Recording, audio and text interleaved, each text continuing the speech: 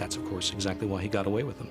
I began to describe the way I thought Norman Bates should be. Hitchcock smiled and he said, "Anthony Perkins?"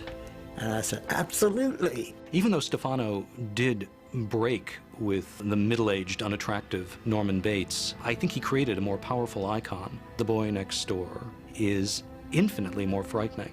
The movie came out in the early 60s, but it's really a book that reflects the 1950s, this very, very rigid, puritanical, repressed sexual code, and then lurking underneath this, all of this prurient interest in dirty stuff. That's the aspect of the Gein case that Bloch and then Hitchcock take from it in creating Psycho, is that schizoid element.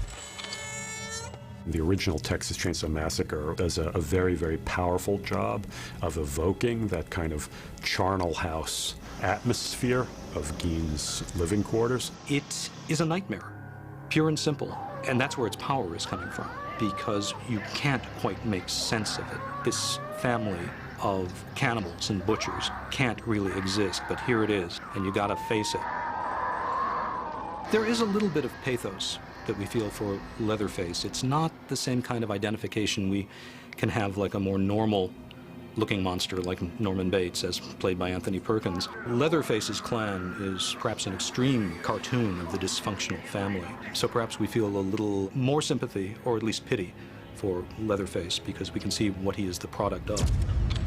What Silence of the Lambs takes from the Gein case most prominently is the whole skin suit stuff. In The Silence of the Lambs, both the novel and the motion picture, we watch as Buffalo Bill reenacts Ed Gein's crimes. I think it's fascinating how serial killers have become a kind of new American folk hero. These people do things that we would never think of doing, or would we? You know, there's an old saying that we all think criminal thoughts, we just don't all act criminal acts.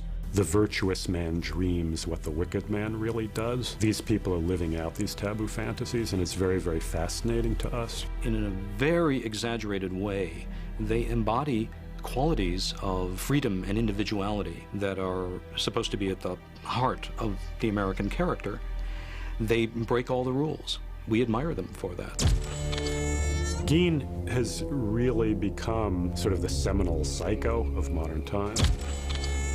He is the thing that haunts our childhood fears. He operates on us through the most primitive parts of our brain. To skin their face and put it on your own face is one of the truly sick actions in the history of the human race. He gets our attention, and as long as he does, there will be a place for him in popular culture.